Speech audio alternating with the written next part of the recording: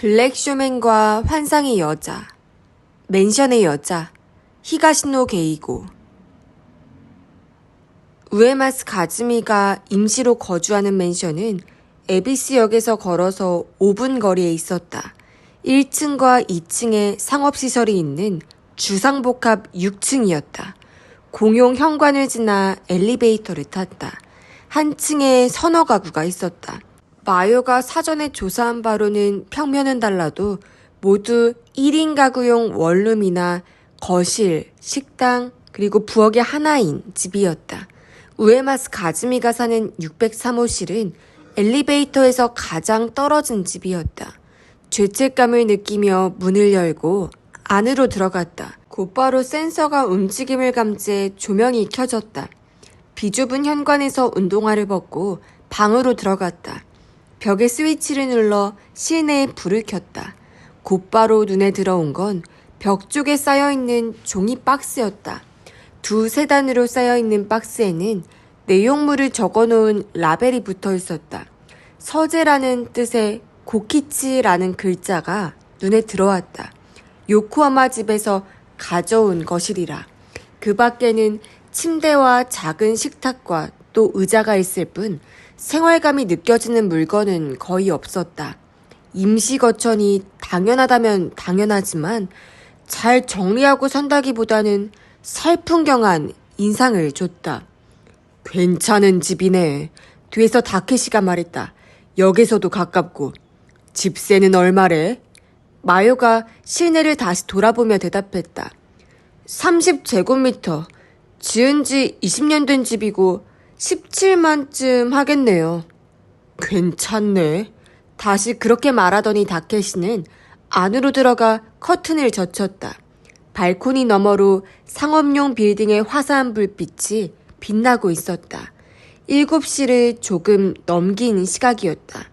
평소였다면 바 영업을 시작했을 시간이었지만 다케시는 급히 임시 휴업 간판을 내걸고 우에마스 가즈미의 집을 살펴보자고 제안했다. 그래서 뭘 하면 되는데요? 다케시는 쌓아놓은 종이 박스를 보았다. 아마 이 박스 안에 힌트가 숨겨져 있을 거야. 그걸 찾아야지. 멋대로 열자고요? 당연하지. 뭐 때문에 여기 왔는데. 아니, 사생활 침해잖아. 고소당하면 어쩌려고. 왜 들키는데? 보고 원래대로 돌려놓으면 되지. 그리고 아마 우에마스 씨는 네가 종이 박스를 열어볼 걸 예상하고 있을 거야. 설마 무슨 근거로 그런 소리를 하는 거예요? 이사할 때 최종 점검을 부탁하려는 거라면 열쇠는 그 직전에 주면 돼. 짐이 얼마나 되는지 알아두면 집을 구하는 데 도움이 될 거라는 소리도 역시 억지스럽지. 이곳과 비슷한 면적과 구조의 집을 찾으면 되니까. 우에마스 씨는 네가 이 집의 짐을 살펴보고 우에마스 가즈미 본인이 틀림없다고 확신할 걸 기대하고 있는 거야. 거꾸로 말하면 그녀는 본인이 아니라 다른 사람이고 실은 가짜라는 사실을 말해주고 있지. 우선 이 박스를 열어보자. 다케시는 박스에 붙은 라벨을 확인하더니 그중 하나를 가리켰다. 라벨에는 증권, 증명서류라고 적혀 있었다. 다케시는 종이 박스를 바닥으로 내렸다. 테이프를 뜯고 박스를 열자 파일과 투명 서류 보관함이 나왔다. 서류 보관함에 작은 서랍을 살펴보던 다케시가 열자마자 하나 건졌네 하고 여권을 꺼냈다. 발급 연도는 8년 전이야. 홍콩에 갔었네. 연상의 남편과 신혼여행을 떠났던 걸지도 모르겠네. 어때? 펼친 페이지를 마요에게 내밀었다. 마요는 사진을 뚫어져라 바라봤다. 무심코 하는 소리가 흘러나왔다. 어때? 네가 만난 우에마스 가즈미와 동일 인물 같아? 다케시가 다시 물었다. 마요는 다시 신음을 흘렸다. 동일 인물이라고 하면 딱히 의심은 안 할 것 같아. 다른 사람이라고 하면? 아, 그렇구나. 엄청 닮았네. 하고 말겠지. 사진만 보면 닮은 사람도 있으니까. 다케시는 고개를 끄덕였다. 냉정하고 객관적인 의견이야. 사진만 놓고 닮았는지 아닌지 비교한들 의미가 없지. 최신 스마트폰의 얼굴 인식 시스템이면 얼굴 사진으로는 인증이 안 돼. 정보로서 불충분하니까. 얼굴 사진 옆에 더 정확한 정보가 있지. 다케시는 우에마스 가즈미라고 자필로 쓴 서명란을 가리켰다. 리모델링 관련해서 서명받은 서류 있지? 지금 가지고 있어? 아마 있을 거예요. 마요는 가방에서 파일을 꺼냈다. 오늘은 딱히 미팅이 잡혀있지 않았지만 혹시나 해서 가져왔다. 주방과 욕실 공사에 관한 확인서를 파일에서 꺼냈다. 분명히 서명이 되어 있었다. 서류와 여권을 탁자에 늘어놓았다. 두 개의 서명을 비교해봤지만 큰 차이는 없었다. 동일 인물이 했다고 하면 딱히 의심하지 않을 것이다. 마요가 그렇게 말하자 다케시도 고개를 끄덕였다. 네 말대로 비슷해. 전문 필적 감정사가 보면 알아챌지도 모르겠지만 일반인은 어렵지. 우에마스 씨가 서명할 때 뭔가 부자연스러운 점은 없었어? 너무 시간을 들여 정중하게 썼다든지. 마요는 고개를 저었다. 아니요. 늘 막힘없이 썼는걸요? 그래. 나도 필적 위주엔 자신이 있는 편이라 아는데 자연스럽게 썼는데 이렇게까지 비슷하단 건 손재주가 꽤나 좋다는 뜻이겠지. 연습도 상당히 했을 테고. 연습한 걸까? 아마 학습도 했겠지. 학습? 종이 박스를 잘 봐. 제일 위에 있는 박스 라벨에는 증권, 증명서류, 교우관계, 추억의 물건이라고 적혀 있어. 모두 프라이버시에 관련된 물건이지. 게다가 자세히 보면 종이 박스는 새 것인데 테이프를 한번 뜯은 흔적이 있지. 그 사람은 완벽한 우에마스 가즈미가 되기 위해서 개인정보를 철저하게 외우려는 게 아닐까? 틈만 나면 박스 속 자료를 훑으며 학습하고 있을 거야. 언제 어디서 누구와 만나 무슨 질문이 들어와도 곤란하지 않도록. 마요는 종이 박스와 작은 탁자를 번갈아 바라봤다. 자신을 우에마스 가즈미라고 소개한 그녀가 밤늦게까지 다양한 개인정보를 외우려 애쓰는 모습을 상상하니 소름이 돋았다. 그럼 진짜 우에마스 가즈미는 어디 있죠? 다케시는 팔짱을 꼈다. 문제는 그거야. 넌 어떻게 생각해? 어떻게라니? 살아 있을 것 같아? 직설적인 질문에 마요는 흠칫했다. 그것부터 묻는 거예요? 하지만 제일 중요한 건 그거잖아. 어떻게 생각해? 살아있진 않을 것 같은데. 그 가능성은 부정할 수 없지. 불길한 상상이 마요의 머릿속을 스쳐 지나갔다. 혹시... 왜? 마요는 고개를 저었다. 아무것도 아니에요. 말을 왜 하다가 말아. 마음에 걸리는 게 있으면 똑바로 말해. 마음에 걸리는 게 아니라 어떤 상상이 떠올랐다고 할까? 아마 그런 일은 없을 테지만 역시 관둘래요. 마요는 말을 끝맺지 않고 입을 다물었다. 다케시는 얼굴을 찌푸렸다. 도중에 관둘 거면 처음부터 말을 말든가. 이 말이 하고 싶은 거지. 가짜가 진짜 우에마스 씨를 죽인 게 아니냐고. 그리고 본인인 척 막대한 유산을 가로챘다고 말이야. 정답이었다. 마요는 고개를 숙이고 시선을 들어 다케시를 보았다. 말도 안 되죠. 모르지. 그럴 수도 있고. 네? 삼류 미스터리 소설이나 나올 법하지만 가능성이야 충분히 있지. 말도 안 돼. 충격적이야. 마요는 여권 사진을 다시 봤다. 자신이 아는 우에마스 가즈미의 얼굴을 떠올리고 둘을 비교하려 했다. 하지만 그 전에 다른 감정이 솟아올랐다. 아니, 난 역시 못 믿겠어. 그 우에마스 가즈미가 가짜라는 걸. 그도 그럴 것이 우에마스 씨가 사람을 죽일 것처럼 보이지 않아요. 여러 번 만났지만 정말 좋은 사람이었다고요. 거기까지 말하고 나서 마요는 다케시의 싸늘한 시선을 느꼈다. 내가 사람 보는 눈이 좀 없을진 모르겠지만. 아니까 다행이네. 마요는 발끈해서 다케시를 노려봤다. 그래도 그 사람이 가짜라고 밝혀진 건 아니잖아. 아무 증거도 없고. 네 말이 맞다. 그러니까 작업을 계속하자고. 다케시는 몸을 돌려 종이 박스를 들여다봤다. 하지만 삼촌의 가설에 따르면 우에마스 씨는 우리가 짐을 뒤져볼 걸 예상하고 있었다면서요. 그렇다면 만일 가짜라고 해도 그 증거가 될 만한 걸 여기에 두진 않았겠죠. 아까 여권을 좀 봐요.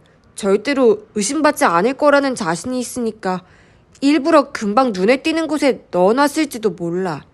다케시는 한쪽 눈을 치켜뜨며 감탄한 듯이 말했다. 제법 말이 되는 소리를 하네. 네 의견에 나도 동감이다. 하지만 아무리 신중한 사람이라도 반드시 실수를 하는 법이지. 철저하게 조사하면 뭔가 나올 거야. 말을 마친 다케시는 다른 종이 박스를 들어 바닥에 내려놓았다. 교우관계라고 적힌 라벨이 붙은 박스였다. 하지만 박스를 열기 전에 마요를 돌아봤다. 돕지 않고 뭘 멍하니 있는 거냐? 다른 박스 좀 뜯어봐. 어떤 박스요? 아무거나. 그 정도는 알아서 생각해라. 그렇게 말해도 뭘 조사해야 할지 모르겠다고. 마요는 쌓여있는 종이 박스를 쳐다본 뒤 추억의 물건이라는 라벨이 붙은 상자를 골랐다. 들어보니 묵직했다. 테이프를 뜯어 상자를 열어보니 안에는 스크랩북과 파일이 들어있었다. 특히 눈길을 끈 건 앨범이었다. 꺼내보니 상당히 오래된 것 같았다. 첫 페이지에 붙은 건 몇십 년 전의 사진 같았다. 이불에 누운 베넷 저고리 차림의 갓난아기는 아마 우에마스 가츠미겠지. 페이지를 넘겼다. 갓난아기에서 소녀로 성장하는 과정을 확인할 수 있었다. 기모노 차림으로 포즈를 취하고 있는 사진은 4살, 5살, 그리고 7살이 되는 어린이들의 성장을 축하하기 위해 신사나 절에 가서 참배하는 행사인 시치고산에 찍은 것이리라. 자전거에 타려는 소녀, 공원에서 놀고 있는 소녀, 그렇게 비슷한 사진들이 이어졌다. 마요는 사진 속에 부자연스러운 것이 섞여 있다는 사실을 알아챘다.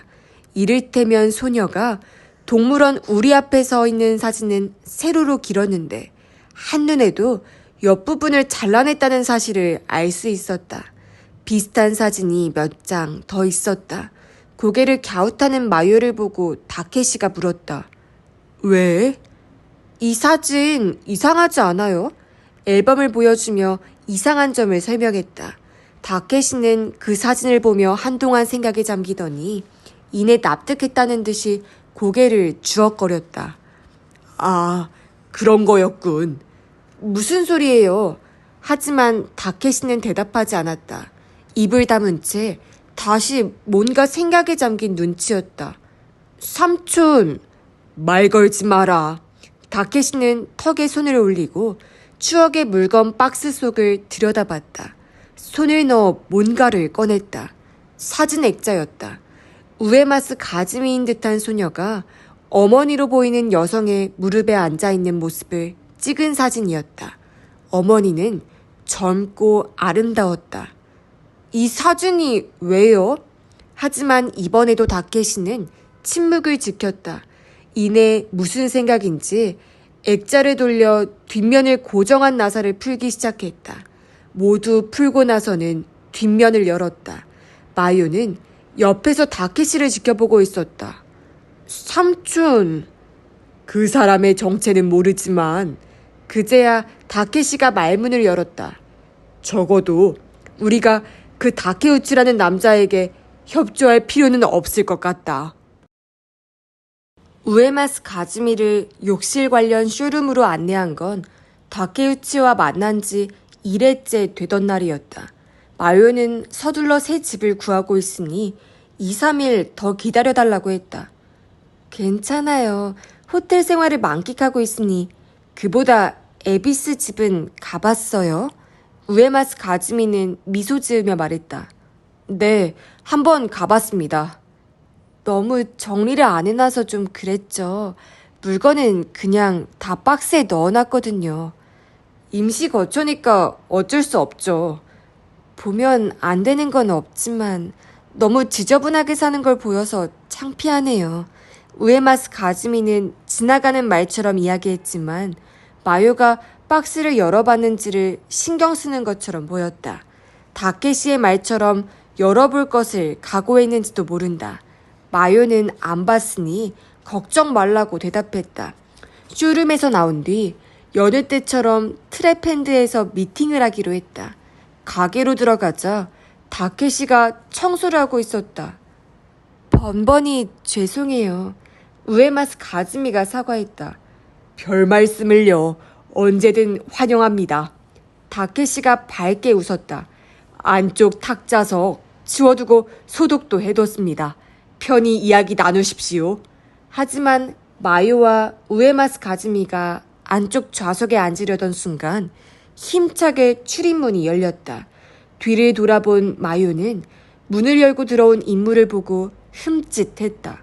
다케우치였다. 아, 드디어 찾았네. 지금까지 대체 어디 숨어 있었던 거야?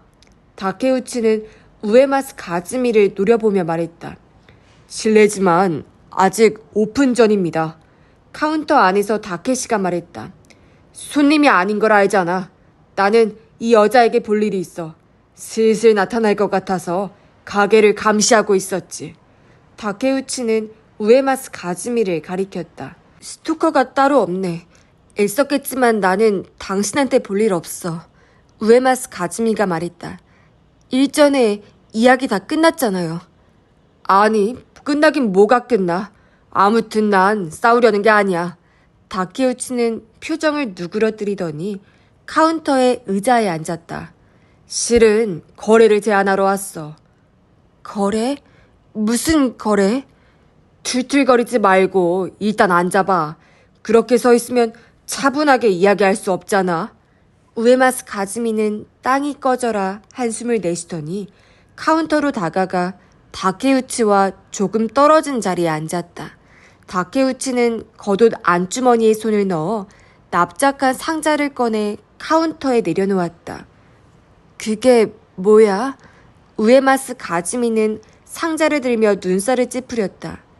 친자 확인 검사? 참 편리한 시대가 됐어. DNA를 조사해달라고 감정회사에 의뢰하면 친자인지 아닌지 판정을 해준다니. 이걸 어쩌라고. 우에마스 가즈미는 상자를 카운터에 내려놓고 다케우치를 향해 밀었다. 설명이 필요해? 이걸로 당신과 아버지의 친자 관계를 알아보잔 소리야. 말해두지만 내가 아니라 아버지 뜻이야. 치매라면서. 가끔 제정신이 돌아올 때가 있어. 그때 당신 얘기를 했더니 진짜 가즈미가 아니라고 하더라. 그래서 내가 아버지한테 위임장을 받아서 대리로 이야기하는 거야. 불쾌할지도 모르겠지만 다 서로를 위한 거야. 그 대신 감정 결과 당신이 아버지의 친자로 판명되면 난 앞으로 당신 앞에 나타나지 않겠다고 약속하지. 어때? 나쁘지 않은 제안이지?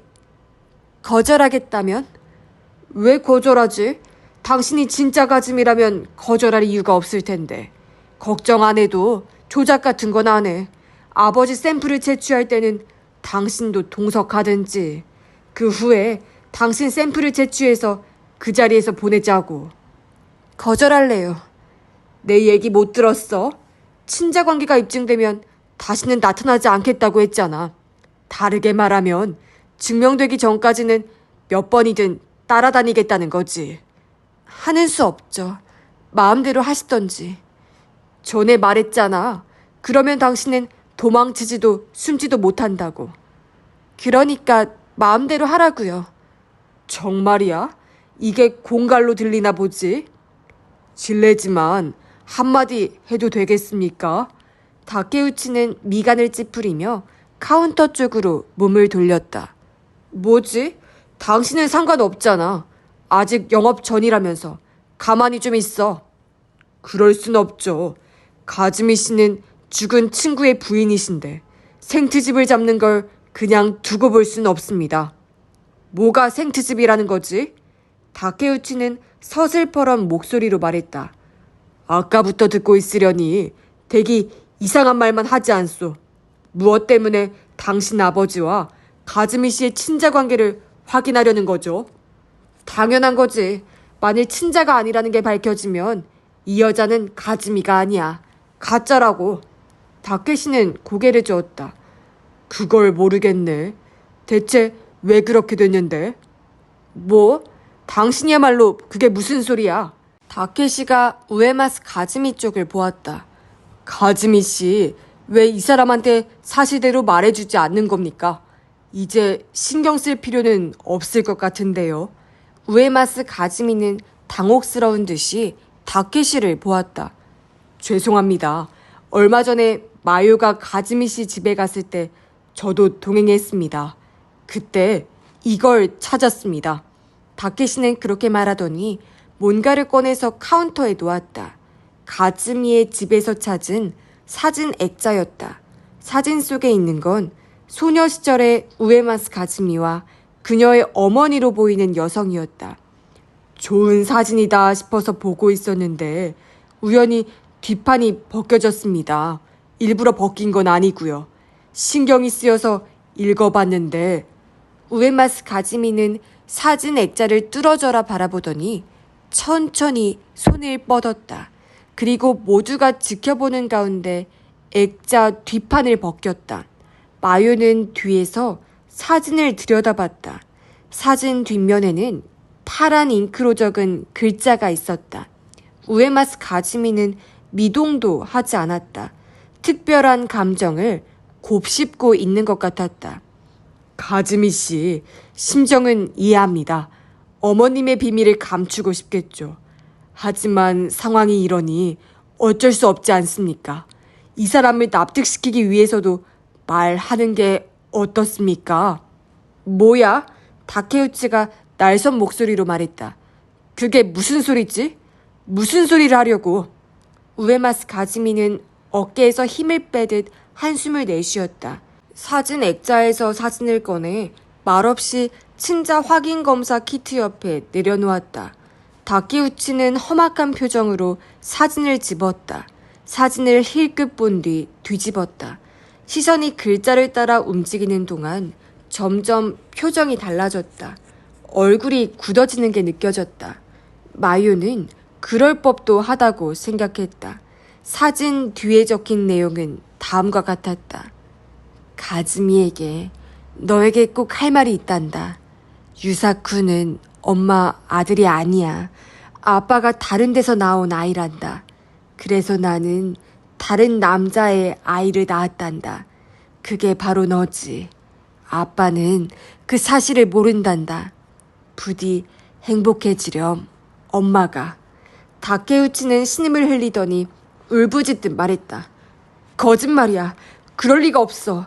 호적에는 분명 내가 장남으로 올라가 있다고. 다케시가 싸늘한 목소리로 대답했다. 아니, 악덕 의사에게 돈을 주고 출생 증명서를 써달라고 하면 다른 여자가 낳은 아이를 친자로 신고할 수 있어. 이제 알았겠지. 당신 아버지와 가즈미 씨 사이에 친자 관계가 성립하지 않아도 이상할 건 없다고. 오히려 그게 당연하지. 그녀가 가짜라는 증거는 될 수 없어. 거짓말이야. 다케우치는 발악하듯이 말했다. 나는 안 믿어. 이런 건 다 엉터리라고. 말이 끝나자마자 사진을 찍기 시작했다. 조각조각 찍힌 작은 조각이 허공에 흩날리다 바닥에 떨어졌다. 다케우치는 품에서 스마트폰을 꺼내 조작을 시작했다.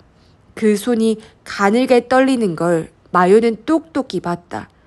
이걸 보라고. 다케우치는 스마트폰 화면을 우에마스 가즈미에게 들이밀며 말했다. 서류 같은 것을 찍은 사진이었다. 진단서야. 우에마스 가즈미는 1년도 더 전에 췌장암 선고를 받았지. 그런 사람이 지금 이렇게나 쌩쌩하다고? 우에마스 가즈미는 입술을 축이더니 말했다. 췌장암 환자는 다 죽으란 법이라도 있대? 아는 의사가 그러더라고. 치료를 받았다 하더라도 지금 당신 몸 상태는 이상하다고. 옛날이나 지금이나 달라진 게 없네. 우에마스 가즈미는 안쓰럽다는 듯 말했다. 멍청한 데다 생각이 짧지. 매사 생각하는 법이 없어. 뭐라고? 다케우치는 허리를 펴더니 팔을 뻗어 가즈미를 붙잡으려 했다. 하지만 그 손목을 다케시가 재빨리 잡았다. 이거 놓지 못해? 버럭 성을 내는 다케우치에게 다케시가 말했다. 이 가게에는 방범 카메라가 설치돼 있어. 지금까지 당신 행동은 모두 촬영되어 있다고. 아까 사진을 찢었지? 재물문서 손괴죄에 해당하지. 유죄가 인정되면 최소 5년 이하의 징역이야. 내가 신고할까? 마음대로 해. 다케우치의 목소리에는 낭패한 기색이 역력했다. 다케시는 다케우치의 손목을 놓으며 말했다. 하는 김에 반년 전 가즈미 씨의 자택에 빈집털이가 침입했던 것도 경찰에 말해야겠군. 당신 수사에서 채취한 지문과 대조해보는 건 물론 여러모로 조사해 줄 테지. 당신이 좋아하는 그 DNA 검사도 해줄 것 같은데. 아까 당당하게 내보이던 진단서 사진도 어쩌면 좋은 증거가 될지도 모르고 말이야. 다케우치의 얼굴에서 핏기가 가셨다. 무슨 소리지? 지피는 데가 없으면 흘려들어. 일단 난 경찰에 신고해야겠어. 단 지금 당장 사라지면 관용을 베풀 수도 있겠지만. 다케우치는 분한 듯이 얼굴을 찌푸렸지만 우에마스 가즈미를 힐끗 본 뒤 들으란 듯이 혀를 차며 일어났다. 그대로 나가려는 다케우치에게 다케시가 이거 가져가야지 하고 친자 확인검사 키트를 내밀었다. 다케우치는 상자를 낚아채더니 성큼성큼 출입문으로 걸어나갔다. 문이 닫히자 다케시는 카운터에서 나와 출입문을 잠갔다. 우에마스 가즈미는 의자에서 일어나 바닥에 흩어진 종이 조각을 줍기 시작했다. 추억의 사진이 엉망이 되어버렸네요. 다케시가 말했다. 테이프로 붙여봐야죠. 다케시는 우에마스 가즈미가 든 종이 조각을 빤히 바라봤다. 어머님이 남기신 그 소중한 메시지는 종종 읽으십니까? 종종은 아니고 아주 가끔요. 그러십니까? 다케시는 카운터 안쪽으로 돌아왔다. 가즈미 씨. 네? 그 사진은 복사본입니다. 네? 뭐라고요? 우에마스 가즈미가 고개를 들었다. 진짜 사진은 여기 있습니다. 다케시는 그렇게 말하며 사진을 든 손을 올렸다. 소녀와 어머니의 사진, 액자에 들어있던 사진과 같은 것이었다. 다케시는 사진을 뒤집으며 말했다. 그리고 진짜 사진 뒷면에는 아무것도 적혀있지 않습니다. 무슨 일이 일어나는지 모르겠다는 양 우에마스 가즈미는 뻣뻣하게 굳어있었다. 목소리도 나오지 않는 모양이었다. 그 메시지는 제가 다 쓴 겁니다. 다케시는 태연자약하게 말했다. 다케우치 씨가 가즈미 씨 어머니의 친자가 아니라는 것도 당신의 친아버지가 따로 있다는 것도 다 제가 지어낸 말입니다. 한마디로 엉터리죠. 그런데 당신은 그 메시지를 가끔 읽는다고 하셨죠. 우에마스 가즈미의 가슴이 격하게 위아래로 들썩였다. 아마 숨이 가빠진 것이리라. 왜 그런 일을... 그 설명을 하기 전에 일단은 사과드려야겠군요. 사실 제가 부군의 체스 친구라는 건 새빨간 거짓말입니다. 면식도 없고 당연히 댁에 찾아뵌 적도 없습니다. 어떻게 그런... 죄송합니다. 조카를 위해 조금이라도 도움이 되고 싶어서 제가 경솔한 짓을 했습니다. 다케시는 아연실색한 우에마스 가즈미에게 처음 만났을 때 나눴던 대화는 모두 속임수였으며 요코하마 집 앞에서 찍었다는 기념사진도 합성한 것임을 밝혔다. 그러면 제가 진짜 우에마스 가즈미가 아니라는 것도 알아채셨군요. 그렇다고 할 수 있죠. 마요 씨도? 가짜 우에마스 가즈미가 마요를 돌아보며 물었다. 죄송합니다. 마요는 고개를 숙였다. 그런데 왜 지금까지 아무 말도 하지 않았죠? 저희와는 상관없는 일이니까요. 서로 합의하에 이루어진 일이라면 남이 참견할 계제는 아니라고 판단했습니다. 서로라니요. 말할 것도 없습니다만 당신과 우에마스 가즈미 씨 말입니다. 이만큼 교묘한 바꿔치기는 본인과 대역이 서로 힘을 합치지 않으면 불가능하죠. 제 생각에는 우에마스 씨가 제안한 일 같군요. 당신은 그 제안을 받아들였고요. 아닙니까? 우에마스 가즈미의 대역은 잠시 침묵한 뒤에 체념한 듯 고개를 끄덕였다. 말씀하시는 대로입니다. 다케시가 나의 말을 이어 이야기했다. 상상의 나래를 더욱 펼쳐보자면 우에마스 씨는 다케우치의 말대로 중병을 앓고 있었죠.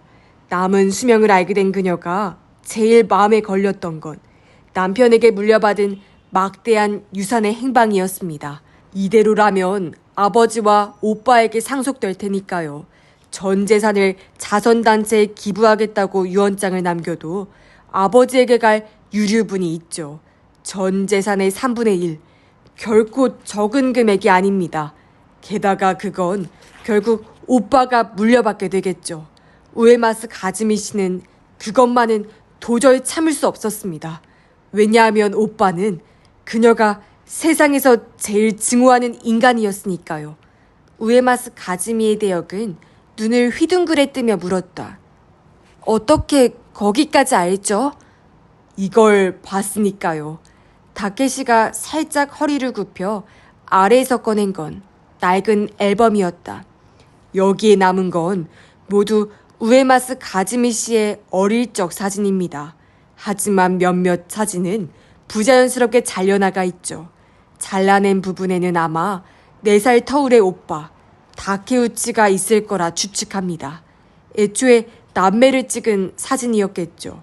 하지만 그 기념사진은 우에마스 가즈미 씨에게 저주스러운 기억일 뿐이었죠. 얼마 전 당신은 다케우치에게 이렇게 말했죠. 우에마스 가즈미는 중학교 1학년 때 오빠에게 살해당했다고. 구체적으로는 모르겠지만 아마 어떠한 학대를 받았겠죠. 그 일을 계기로 우에마스 가즈미 씨는 오빠와 절연하기로 했습니다. 이 사진은 그 증거고요. 대역은 다소 망설이며 입을 열었다. 우에마스 씨는 중학교 1학년 겨울에 오빠의 반 친구 여러 명에게 험한 일을 당했어요. 그놈들이 이렇게 말했다더군요. 네 오빠가 돈을 받아 챙겼으니 시키는 대로 하라고. 어떻게 그런 짓을... 욕지기가 올라올 것 같은 이야기를 듣고 마요는 그렇게 중얼거렸다. 그 후로 남성 공포증이 생겨서 아무와도 만날 수 없었다고 했어요. 결혼도 꿈도 못 꿨다고. 하지만 노인 요양원에서 일하다 고키치 씨와 만나 운명을 느꼈다고 하더군요. 부모 자식보다 나이 차이가 더 나서인지 그때까지 만났던 남자들과는 다른 존재처럼 느껴졌다고요. 그렇게 사랑했던 남편의 재산이 일부라도 그 끔찍한 오빠 손에 들어가는 걸 도저히 받아들일 수가 없었군요. 그래서 대역을 세워서 자신이 살아있는 것처럼 꾸미려 한 거고요. 말씀대로예요. 정말 대단한 추리력이네요. 칭찬의 말씀 감사드립니다. 다케시는 가슴에 한 손을 올리며 고개를 숙였다. 그 추리에 자신이 있었기에 미력 하나마 뭔가 도움이 될 순 없을까 생각했습니다. 그러다 떠오른 게 사진 뒷면에 어머니의 메시지가 남겨져 있었다는 트릭이죠. 언젠가 다케우치가 DNA 검사를 하자는 얘기를 꺼낼 건 예상하고 있었습니다. 바로 그 데뷔책이었죠. 그 남자는 평생 출생의 비밀로 괴로워하겠지만 그 정도의 벌은 받아 마땅하다고 생각했습니다. 사진 뒷면에 메시지가 적혀 있다는 이야기는 가즈미 씨에게 들은 적이 없어서 아까는 정말 당황했어요. 하지만 위조된 것일 줄은 꿈에도 몰랐죠. 순간적인 대처 능력이 뛰어나시더군요. 괜찮으시다면 이야기를 좀 듣고 싶습니다만. 다케시는 진지한 표정으로 그녀를 바라봤다. 당신은 대체 누구입니까? 여기까지 왔으니 말씀드리지 않을 수 없겠네요. 조금 전까지 우에마스 가짐이었던 여성은 체념한 듯 옅은 미소를 지으며 자신의 본명을 밝혔다. 스에나가 나나에라고 했다. 스에나가 나나에는 가와사키에 있는 대형 서점에서 일했다고 한다. 어느 날 서가를 둘러보고 있는데 빤히 자신을 바라보는 고객의 시선을 느꼈다. 마스크를 쓰고 검은 테 안경을 낀 가녀린 체구의 여성이었다. 풍성한 갈색 머리칼이 인상적이었다. 무슨 일인가 싶었는데 여성이 다가와 물었다. 체오프는 어디에 있나요? 체오프의 어떤 작품을 찾으시나요? 그러자 여성은 고개를 갸웃하며 말했다. 추천작이 있으면 알려주실 수 있을까요? 네, 알겠습니다. 나나에는 그녀를 해외 문화 코너로 안내했다. 저는 벚꽃 동산을 좋아하는데 바냐 아저씨도 인기가 있어요. 갈매기나 새 자매도 좋고요. 출판사에 따라 수록된 작품도 달라요. 책을 보여주며 설명했지만 여성은 힐끗 보았을 뿐 나나에의 얼굴만 뚫어지게 바라보았다. 나나에는 내 얼굴에 뭐가 묻었나? 하고 생각했다. 어떤 책이 마음에 드시나요? 나나의 물음에 여성은 눈을 가늘게 뜨며 고개를 끄덕였다. 설명 고마워요. 전부 주세요. 네? 전부요? 그럼 구매하신 책 중에 같은 작품이 중복된 것도 있을 텐데. 괜찮아요. 선물용이라서요. 아, 그러시군요. 알겠습니다. 책을 받아든 여성 고객은 계산대로 향했다. 그 뒷모습을 바라보며 나나에는 별난 손님이라 생각했다. 그로부터 대략 2주 후 서가 정리를 하고 있는데 뒤에서 스에나가 씨 하고 부르는 소리가 들렸다. 돌아보니 그 여성 고객이 서 있었다.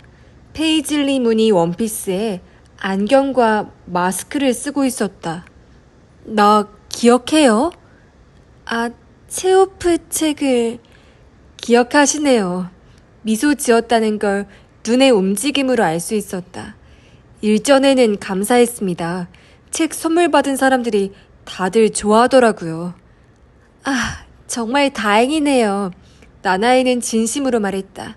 추천한 책에 고객이 만족한다니 서점 직원으로서는 더할 나위 없는 기쁨이었다.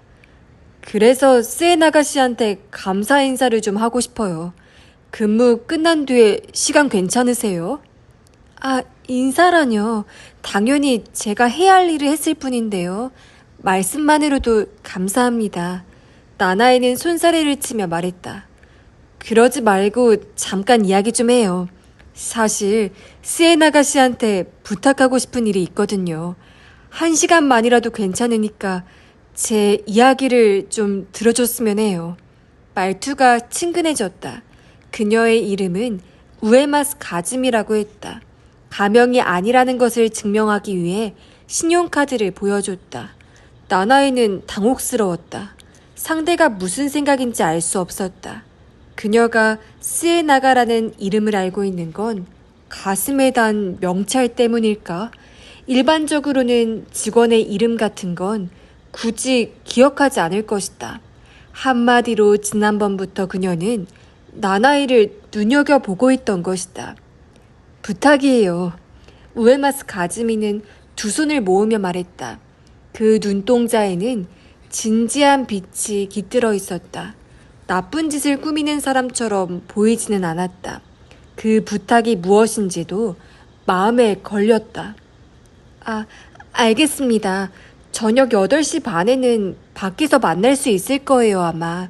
나나이는 그렇게 대답했다. 고마워요.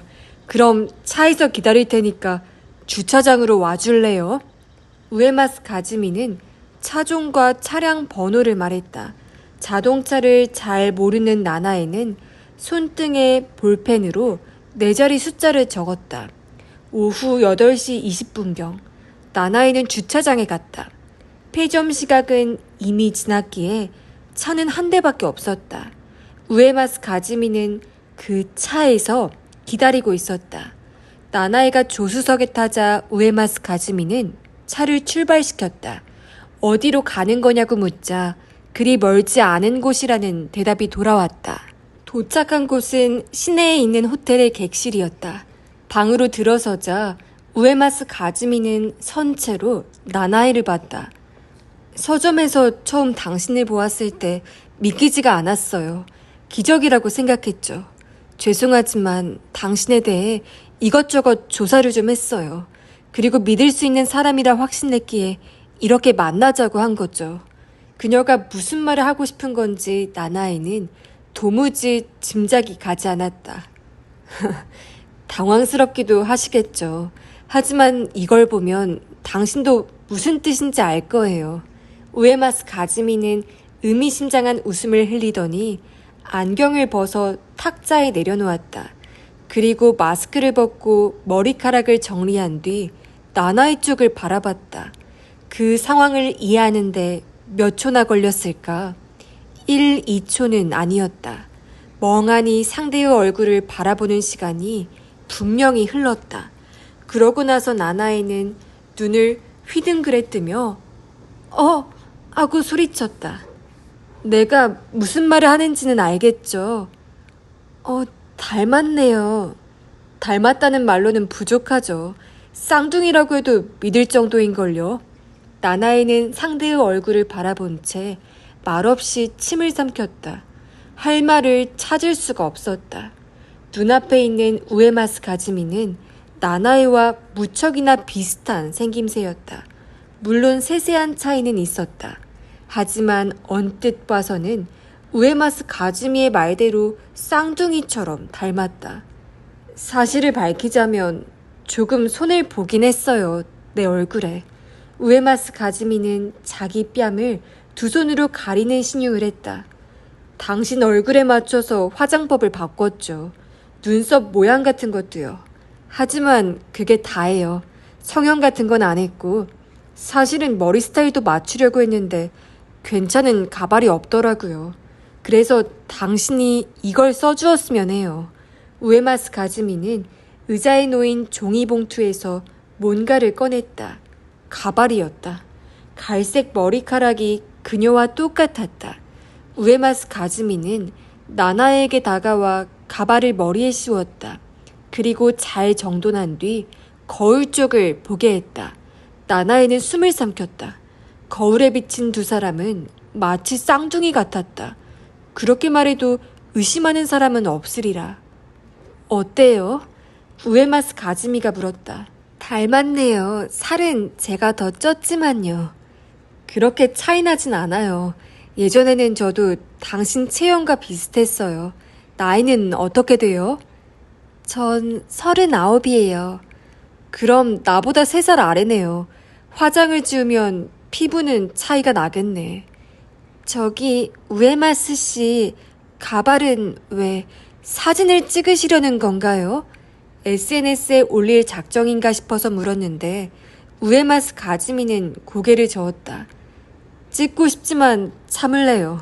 괜한 증거를 남기고 싶지 않으니까요. 증거요? 기묘한 말이었다. 사진을 찍지 않을 거라면 대체 무얼 위해 이런 짓을 한단 말인가? 설명할 테니까 거기 좀 앉아봐요. 가발은 이제 벗어도 돼요. 나나이는 의자에 앉아 가발을 벗었다. 우에마스 가즈미가 맞은편에 앉아 말문을 열었다. 묘한 기분이죠. 자기 자신과 마주보고 있는 것처럼요. 그러게요. 분명히 그랬지만 우에마스 가즈미의 목적을 가늠할 수 없던 나나이는 그보다 긴장감이 더 컸다. 당신에게 부탁하고 싶은 건 다름이 아니라 내 대역을 좀 맡아주었으면 해요. 우에마스 가즈미가 말했다. 저는 지금 요코하마의 단독주택에서 혼자 살고 있어요. 하지만 사정이 있어서 계속 살 수는 없고요. 하지만 남들한테는 계속 사는 것처럼 보여야 할 이유가 있어요. 그래서 내 대신 당신이 그 집에 살아주었으면 해요. 매일이 아니어도 돼요. 일주일에 한 번이면 충분해요. 살고 있는 걸 동네 사람들에게 보이기만 하면 되고요. 물론 공짜로 해달라는 건 아니에요. 보수를 지급할 겁니다. 예상치 못한 의뢰였다. 목적을 알 수 없었기에 나나의 가슴에 번지는 건 의구심 뿐이었다. 그걸 알아챘는지 우에마스 가즈미는 어깨를 으쓱했다. 이런 이야기 너무 수상하죠. 나는 당신을 잘 알지만 당신은 나에 대해 아무것도 모르니까요. 그러면 이렇게 하지 않을래요, 우리? 우리 집에 한번 와줘요. 그러면 모두 말할 수 있고 납득도 갈 거예요. 저를 잘 아신다고요? 말했잖아요. 조사했다고. 우에마스 가즈미는 작은 수첩을 꺼내더니 나나에가 사는 맨션, 휴대전화 번호, 단골 카페, 평소에 다니는 편의점 등을 읊었다. 빈틈없는 조사에 나나에는 등골이 서늘해졌다. 불쾌하겠지만 그만큼 진심이었다고 받아들여주면 좋겠어요. 우리 집에 와줄래요? 우에마스 가즈미의 얼굴에 비장감이 감돌았다. 호기심과 귀찮은 일에 관여하고 싶지 않다는 경계심이 마음속 저울 양쪽에 올라갔다. 조금 흔들렸지만 이내 한쪽으로 크게 기울었다. 나나에는 고개를 끄덕였다. 이틀 뒤 우에마스 가즈미가 가르쳐준 주소를 찾아 요코하마의 야마테초에 있는 그녀의 집을 찾았다. 근처 사람들이 얼굴을 못 보게 해야 한다고 신신당부를 했기에 마스크로 얼굴을 가렸다. 신종 코로나가 유행한 이후여서 마스크를 써도 딱히 눈에 띄지는 않았다. 우에마스 가즈미의 자택은 저택이라 부를 만큼 크지는 않지만 일본식과 서양식을 절충한 고급스러운 주택이었다. 빨간 벽돌 기둥이 인상적이었다. 우에마스 가즈미는 이틀 전과 같은 화장을 하고 있었다. 앞으로는 계속 이대로 지낼 작정이라고 했다. 지금까지 집에서는 화장을 안 했어요. 하지만 당신이 대역을 맡아준다면 앞으로 이 얼굴을 근처 사람들에게 보여야 하니까요. 저기 우에마스 씨, 저는 아직 하겠다고 답하지 않았는데요. 알아요. 그래서 여기 와달라고 한 거예요. 우에마스 가즈미는 홍차를 내어줬다. 정원이 보이는 거실에서 차를 홀짝이며 그녀는 이야기를 시작했다. 먼저 죽은 남편에 대해. 고급 실버타운에서 만난 우에마스 고키치는 2년 전에 세상을 떠났다고 했다. 막대한 유산은 모두 우에마스 가즈미가 상속했다. 하지만 우아한 미망인 생활도 오래가지 않았다. 얼마 지나지 않아 건강에 이상을 느끼고 검사를 받았다. 췌장암 진단을 받았다. 치료를 계속했지만 아마 어려울 거예요. 내 몸이라 알 수 있어요. 앞으로 전 오래 살지는 못할 거예요. 우에마스 가즈미는 태연자약한 어조로 말했다. 체념했다기보다 인생을 달관한 사람 같았다. 어설픈 위로는 안 하는 이만 못하다고 생각한 나나에는 말없이 기다렸다. 오히려 마음에 걸리는 건 내가 죽은 뒤의 일이에요. 솔직히 말해서 유산의 행방이죠. 왜냐면 나에게 법정 상속인이 없는 게 아니거든요. 그녀는 아버지와 오빠가 있다고 말했다. 둘 중 누구에게도 재산을 넘기고 싶지 않다고 했다. 그리고 그 이유도 자세하게 털어놓았다. 그 이야기를 듣고 나나에는 수긍했다. 무책임한 아버지였고 최악의 오빠였다. 특히 오빠는 지금이라도 처벌할 방법이 없을까 하는 생각도 들었다. 그래서 나는 못 죽어요. 죽어도 그 사실을 세상에 알리고 싶지 않아요. 적어도 아버지가 죽을 때까지는. 유언으로 오빠를 상속인에서 제외시킬 수는 있지만 아버지는 유류분 청구를 할 수 있으니까요. 우에마스 가즈미는 힘없이 웃었다. 그래서 저를 대신 이 집에 잘 알아들은 것 같네요. 맞아요. 하지만 스엔 아가씨에게도 해될 이야기는 아닐 거예요. 내가 죽으면 재산은 모두 당신 것이니까요. 당연한 얘기죠. 당신은 나니까요. 그리고 그날은 그리 멀지 않았어요. 길어도 1년이죠. 그건 모르는 일이잖아요. 치료를 계속하시면. 나나의 말을 끊듯 우에마스 가즈미는 세차게 고개를 저었다. 아니요, 그럴 일은 없어요. 내가 1년 안에 이 세상과 작별할 생각이니까요. 이미 각오를 굳혔어요. 이 말에 나나에는 아연 실색했다. 자살할 생각인 것이다. 그건 좋지 않아요. 왜죠? 우에마스 가즈미는 고개를 갸웃했다. 왜냐니요. 좋지 않은 일이니까요. 말했잖아요. 어차피 몇 년 못 살아요. 마지막에는 분명 괴로워하며 숨을 거두겠죠. 그럴 바에야 스스로 납득할 수 있는 시점에 죽고 싶어요. 걱정 말아요. 절대로 신원이 밝혀지지 않는 방법을 택할 작정이니까. 어디 먼 곳에 가서 죽거나. 남의 일처럼 덤덤하게 말하는 목소리가 그녀의 굳은 결의를 나타내고 있었다. 나나이는 더 말을 잇지 못했다. 어때요? 꼭 해주었으면 좋겠는데. 사정은 이해했지만 당장 결론을 내릴 순 없었다. 조금 시간을 달라고 말한 뒤 그날은 집으로 돌아왔다. 나나이는 혼자서 찬찬히 생각했다. 그런 짓을 해도 괜찮을까? 불안하기도 했다. 죄가 되진 않을까? 막대한 재산이 제 것이 된다는 점은 분명 매력적이었다. 그렇다고 해도 우에마스 가즈미의 사정도 딱했다. 하지만 나나에가 결심을 하게 된 건 전혀 다른 이유에서였다. 대역을 맡겠다는 나나에의 대답을 듣고 우에마스 가즈미는 두 손을 꼭 모으며 다행이라고 한숨을 내쉬었다. 거절당하면 어쩌나 걱정돼서 잠이 안 왔어요. 도움이 되도록 노력하겠습니다. 하지만 조건이 하나 있어요. 뭔데요? 돈? 아니요. 우에마스 씨가 말씀하셨죠. 어디 먼 곳에서 목숨을.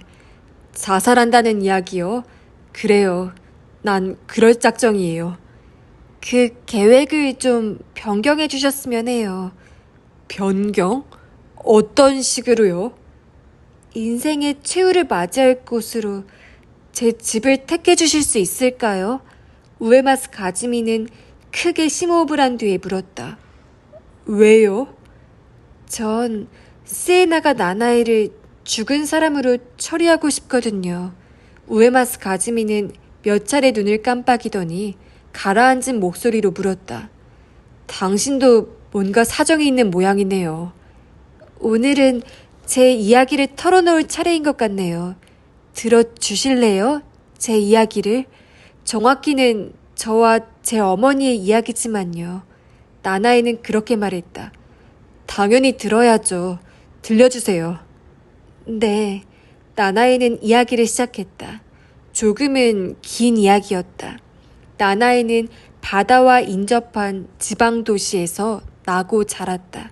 집안에서 제일 높은 사람은 나나의 어머니였다. 어머니는 가족에 관한 일들을 전부 독단으로 정했다. 딸을 어느 학교에 보낼지부터 차를 바꿀지, 심지어 선물로 들어온 멜론을 언제 먹을지까지. 언제부터 그렇게 된 건지 나나이는 정확히 기억하지 못한다. 철이들 즈음에는 이미 그런 분위기였다. 초등학교에 올라간 뒤 얼마 지나지 않아 근처에 사는 친구가 새 집의 대문 무늬가 멋지다며 칭찬했다. 그럼 그렇겠지. 엄마가 고른 거잖니. 벽 색깔도 울타리도 분명 멋지다고 생각할 거야. 다음에 물어보렴. 나중에 알게 된 일이지만 집을 지은 것도 어머니가 결정한 일이라고 한다. 그뿐만 아니라 조부모와의 동거를 조건으로 건축 비용의 3분의 1을 받아낸 것도 다 어머니의 생각이었다. 집의 위치를 최종적으로 정한 것이며 흰색을 집의 주조색으로 한 것도 모두 어머니의 생각이었다고 한다. 하지만 그 사실을 이상하게 여기지는 않았다. 이 집에서는 어머니가 제일 세고 제일 높은 사람이라고 생각했으니까. 그리고 그것은 사실이었다. 나나이가 5학년 때 할아버지가 뇌졸중으로 쓰러져 자리 보전을 하게 됐다. 간병은 할머니가 맡아서 했지만 혼자서는 힘에 부쳤다. 더구나 할머니는 요령이 없어서 일을 효율적으로 처리하지 못했다. 보다 못한 어머니가 돕기 시작했고 서서히 주도권을 쥐었다.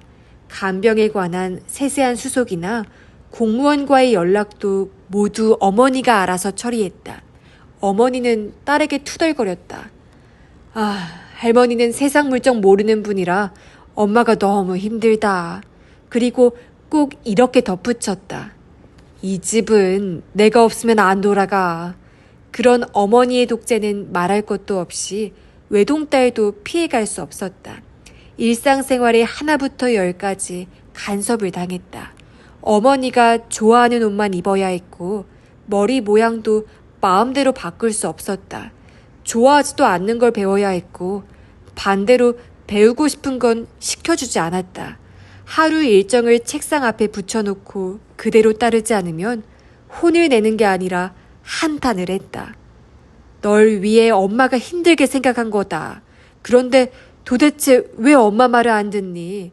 엄마가 말하는 대로 하면 전부 잘 될 거니까 쓸데없는 생각 말고 하라는 대로 해. 제발 부탁이다. 어머니는 나나의 인간관계에도 빈틈없이 신경을 썼다. 관리가 아니라 감시였다. 어떤 친구와 친하게 지내는지 완벽하게 파악하려 했다. 몇몇 친구를 두고는 그 친구는 너하고 안 맞으니까 앞으로 친하게 지내지 마라 라고 했다. 어머니가 어떤 기준으로 친구를 고르는지는 알 수 없었다.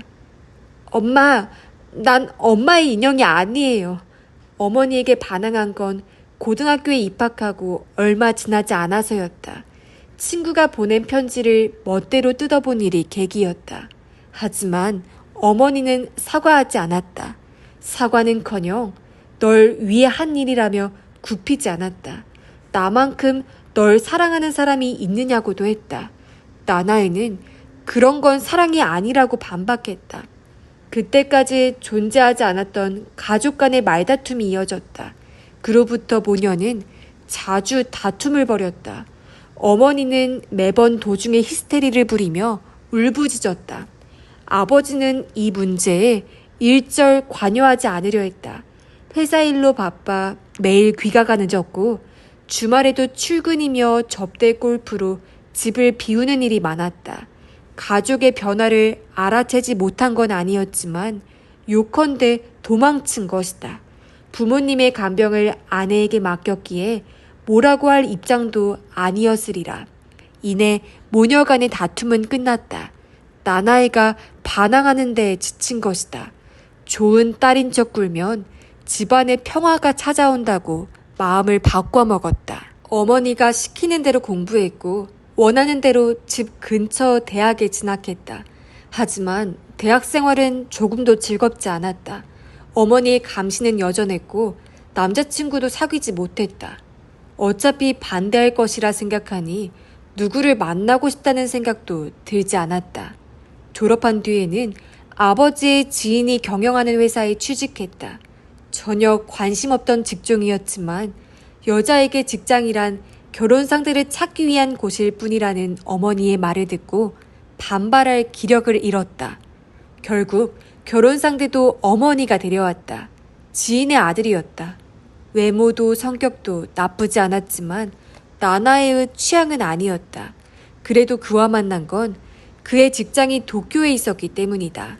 결혼하면 어머니의 속박에서 벗어날 수 있으리라 생각했다. 그 예상이 빗나갔다는 걸 알아챈 건 결혼하고 채 한 달도 지나지 않아서였다.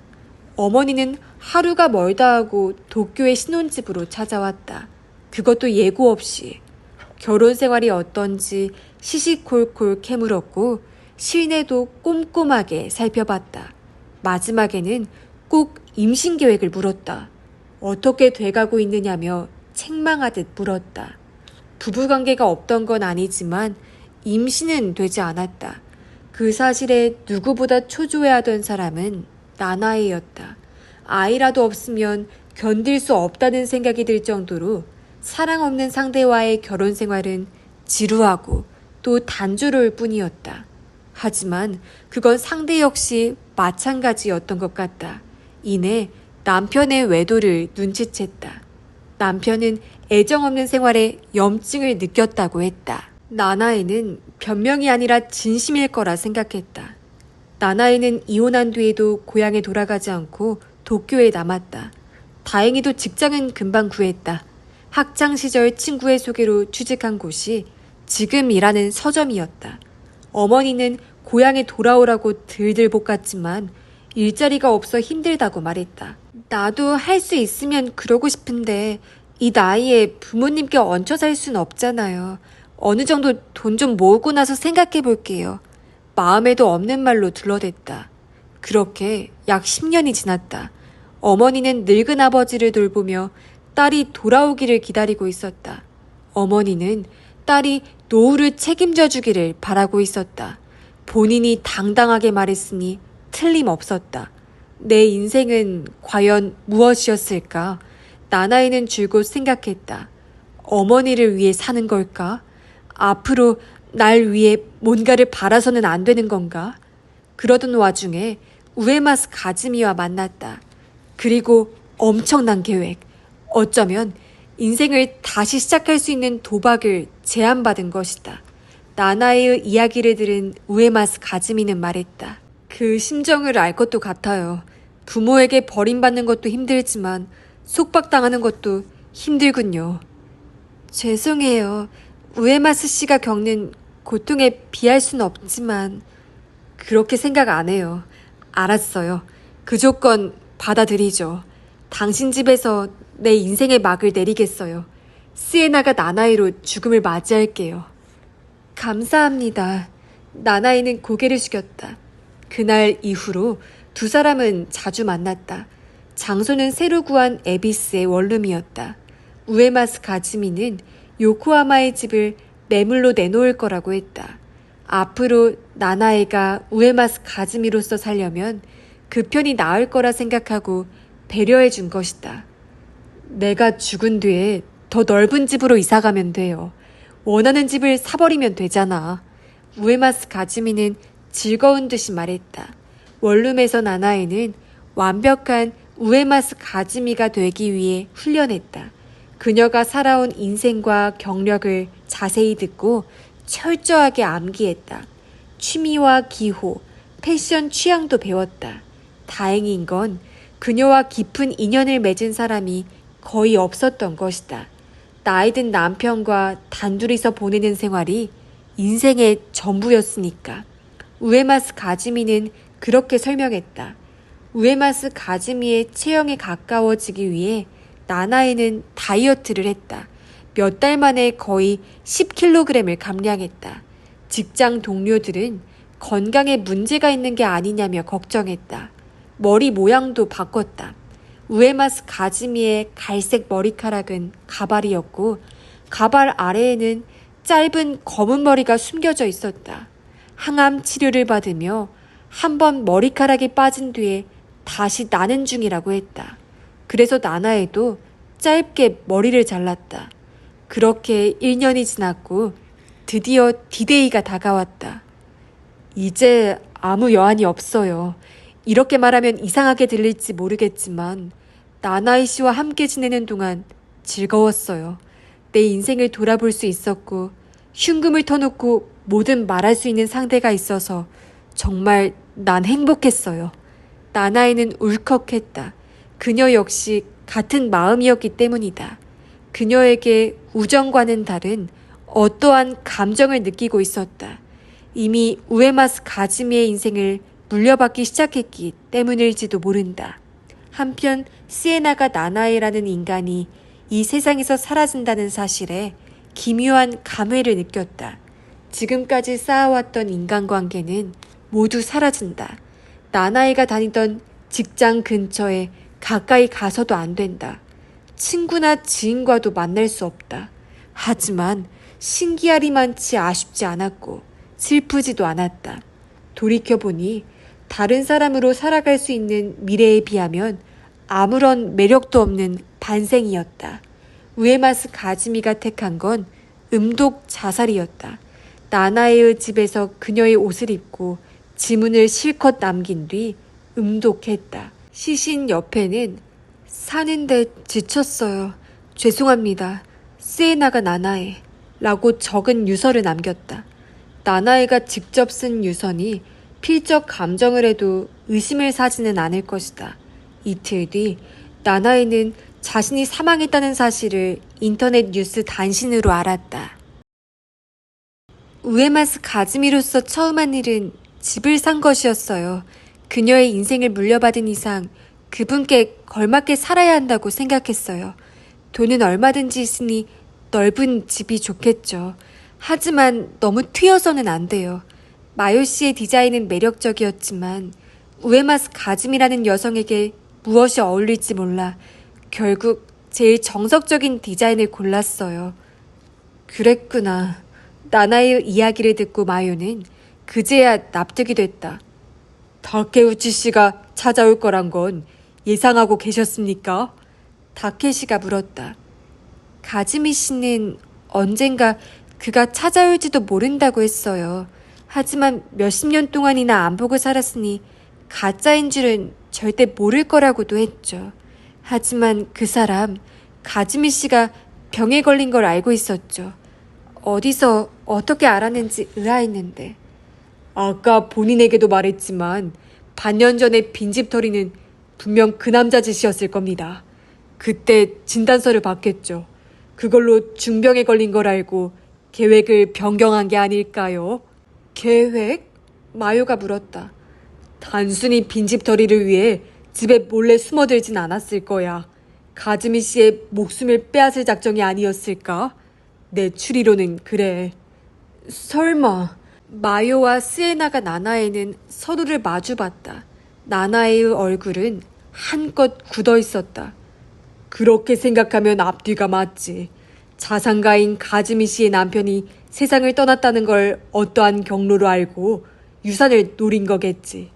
강도 살인으로 위장해 살해하면 수십 년 동안 소원했던 자신이 의심받을 일은 없을 거라 생각한 게 아닐까요?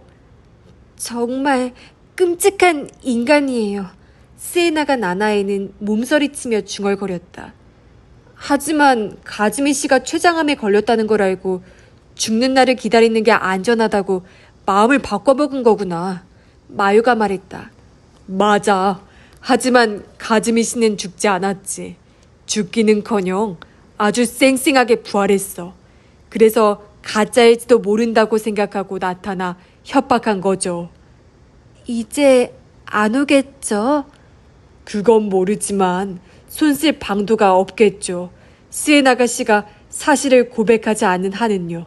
그렇게 말하며 스에나가 나나이를 보는 다케시를 따라 마요도 시선을 돌렸다. 두 사람의 시선을 알아챈 스에나가 나나이는 겸연쩍은 듯 몸을 움직였다. 저는 어떻게 해야 할까요? 역시 진실을 털어놔야 하는 걸까요? 그건 스에나가 씨가 결정하실 일이죠.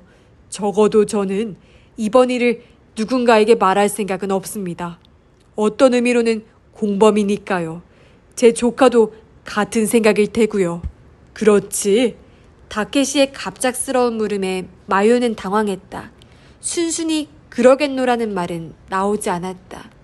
하나 여쭤봐도 될까요? 마요는 스에나가 나나에게 물었다. 말씀하세요.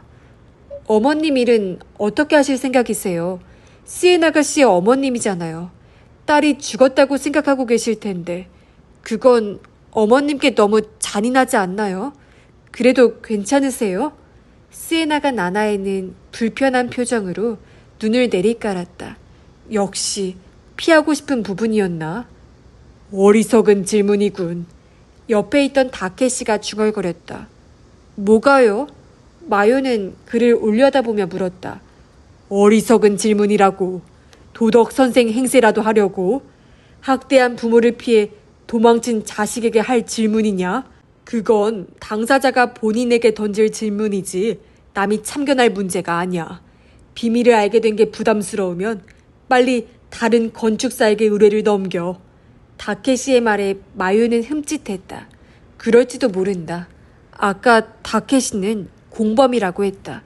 그 입장에서 도망치고 싶은 것이냐 묻는다면 부정할 수 없었다. 숨막히는 침묵을 깬 건 스에나가 나나이였다. 물론 어머니 생각을 안 한 건 아니에요. 온화한 목소리였다. 말씀대로 정말 잔인한 짓이죠. 하지만 어떠한 형태로든 전 어머니에게서 멀어져야 했어요. 저를 위해서도 그리고 어머니를 위해서도요. 앞으로 어머니는 고생이 많으시겠죠. 하지만 도움을 드릴 순 있을 거예요. 딸로서는 아닐지라도요. 그 말에 마요는 스에나가 나나에의 속내를 알아챘다. 그녀는 우에마스 가즈미로 살며 어머니를 지켜보려는 것이다. 그런 거라면 다케시의 말대로 남이 참견할 문제가 아닐지도 모른다. 알겠습니다. 마요는 말했다. 저도 이제 아무 말도 않겠어요. 마요 씨... 이 이야기는 여기까지 하죠. 다케시가 손뼉을 치며 말했다. 저는 그만 일을 해야겠군요. 마요, 너도 평소처럼 일상으로 돌아가. 네 할 일을 하라고. 네, 하고 대답하고 마요는 스에나가 나나이를 보았다. 그럼 우에마스 씨, 미팅을 시작하죠. 그렇게 말하며 생각했다. 이 사람은 집뿐 아니라 인생도 리노베이션 하는 거다.